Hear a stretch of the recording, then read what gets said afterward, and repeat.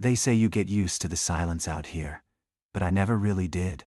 Even after 4 months living alone as the winter caretaker of the old Ridgeway Motel, every creak of the pipes and scrape of wind made my skin crawl in a way I couldn't explain to anyone back home. But when I heard footsteps above my room last night, heavy, deliberate, paced like someone who knew exactly where they were going, I realized the silence was safer than whatever was trying to fill it. This place is about as ordinary as it gets on paper. 7 rooms, long low eaves, and a faded neon sign out front, perched on a stretch of highway so empty you can see headlights coming for miles. The owner, Mr. Feldman, hired me to keep an eye on the property until spring. My days were simple: shovel the walk, flush the pipes, sweep the rooms, and make sure no one tried to squat in the empty units. I didn't mind the isolation much. I was trying to get away anyway. Strange thing is, nothing about the Ridgeway feels abandoned when you're inside it.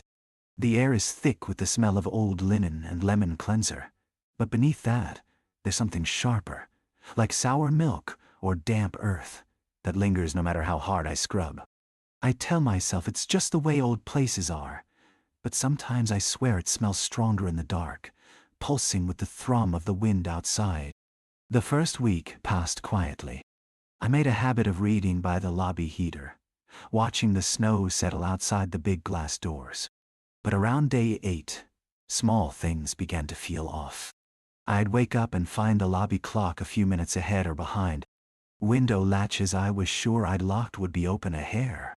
I blamed it on forgetfulness and the cold, but I started double-checking everything before bed, making the rounds with my flashlight.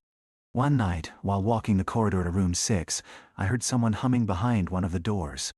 It was a low, uneven sound, almost tuneless. The rooms were supposed to be empty, but I convinced myself it was just the wind squeezing through the cracks, amplifying a draft. Still, I skipped checking that room, telling myself I'd deal with it in the morning. When I returned at dawn, the silence was back, thick as a blanket, and I laughed at my own jumpiness. A couple days later, I was outside stacking firewood when I noticed footprints circling the back of the building. They were half filled with drifted snow, but fresh enough that I could see the tread pattern, wide set, too large for my boots, with a strange stagger to the steps. I walked the perimeter, heart thudding, but saw no signs of anyone, no cars, no movement on the road. Just the print trail, wrapping around the building, stopping beneath the window of room 3, then vanishing, as if the person had simply stepped into the wall. I tried to be rational. Maybe a hunter had cut across the property. Maybe the snow and wind had warped the prints. I brushed it off and spent the rest of the day inside, telling myself not to be paranoid. That night, though, I locked the doors twice and slept with the flashlight beside my bed. Last night was when things really changed. I'd just finished my 3rd cup of tea and was settling in with a book when the overhead light went out with a soft pop, plunging me into shadow. I fumbled for the matches, hands clumsy, and lit the emergency candle I keep on the desk. The flame flickered, casting long warped shadows across the wood-paneled walls. That's when I heard it, a slow methodical creaking above me, as if someone was walking the length of the corridor on the 2nd floor. My room is the only occupied one. The floor above should have been empty, locked and undisturbed since October. I tried to convince myself it was just the building settling, old wood shifting in the cold, maybe frost buckling the beams. But the footsteps didn't sound random. They moved with purpose, stopping right above my head, pausing, then starting again, crossing to the far side of the ceiling. My mouth went dry. I held my breath, straining to hear anything else. The tick of pipes, the sigh of the wind. But all I could focus on was that steady, padding thump, as if boots were pressing down the dust between the joists. After a minute, the creaking stopped. The silence pressed back in, heavier than before. I heard a faint scratching, like fingernails or maybe a ring dragged along the old plaster. Then nothing, just the candle flame quivering, the faint chemical odor of spent matches, and the sound of my own pulse in my ears. Logic finally kicked in, and I tried to calm myself. Maybe an animal had gotten inside, a raccoon or a stray cat looking for warmth. That would explain the prints outside, too. I almost believed it. I pulled on my boots, grabbed the flashlight, and forced myself up the narrow back stairs. They groaned beneath my weight, each step echoing in the empty hallway. The air up there was colder, thinner, edged with that same sour milk scent but sharper now, biting at my nose. I checked every room. Nothing but empty beds, dusty dressers, and my breath misting in the half-light. I pressed my hand to the walls, feeling for warmth, any sign someone had been there. All I found was cold wood, ridged and rough beneath my fingers.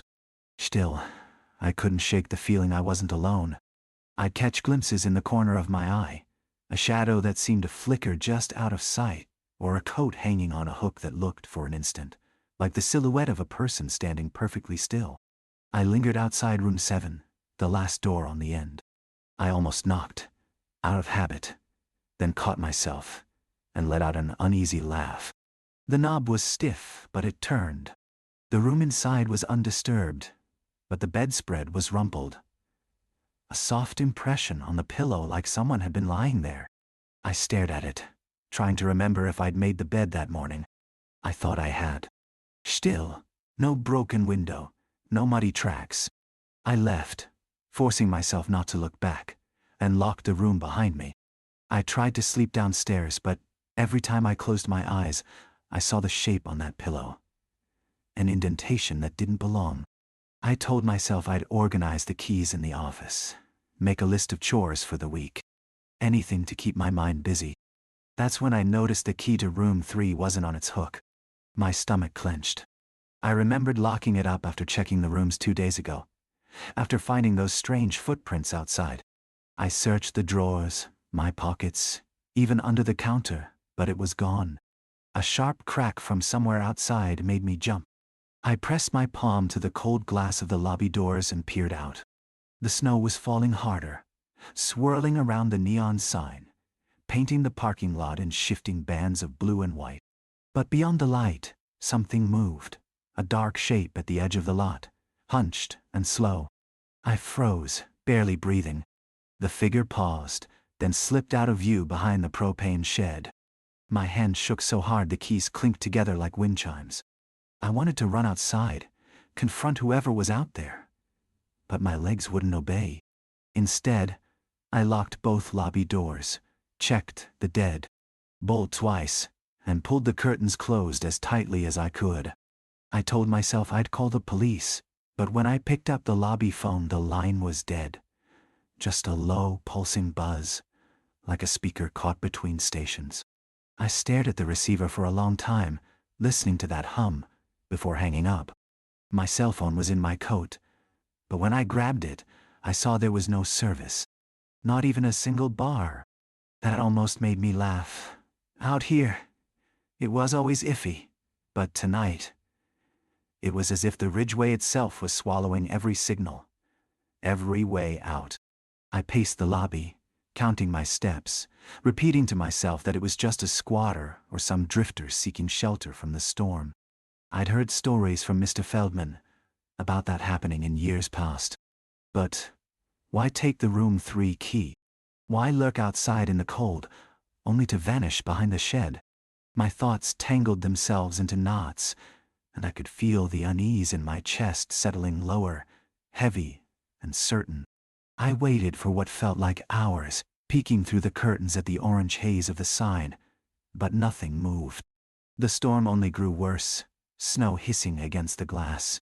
The clock on the wall ticked too loudly, out of sync, each second jumping forward and then stalling, like it couldn't quite keep up with itself.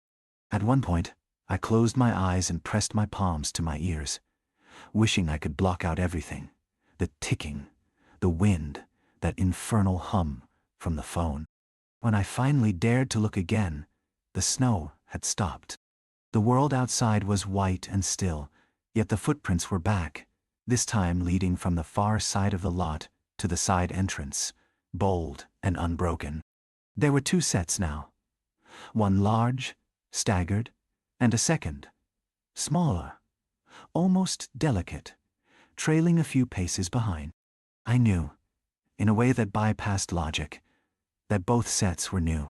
I grabbed the heavy maglite, heart hammering, and crept down the hallway toward the side door. The air tasted metallic, as if I'd bitten my tongue.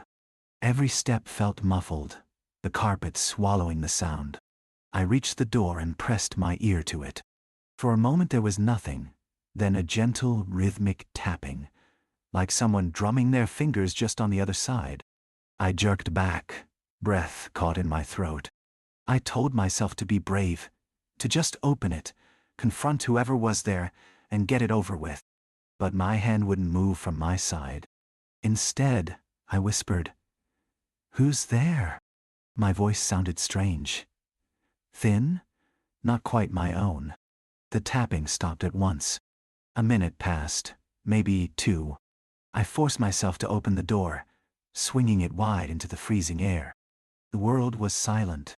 The footprints stopped at the stoop, toes pointed inward, as if someone had been standing there, waiting.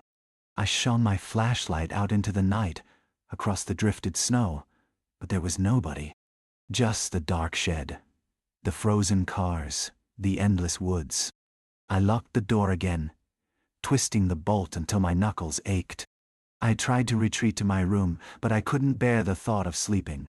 Instead, I sat in the lobby's faded armchair, flashlight across my knees, watching the shadows crawl across the ceiling as the sign outside flickered and hummed. At some point I must have dozed off, because I was startled awake by the sound of a door slamming shut somewhere in the building.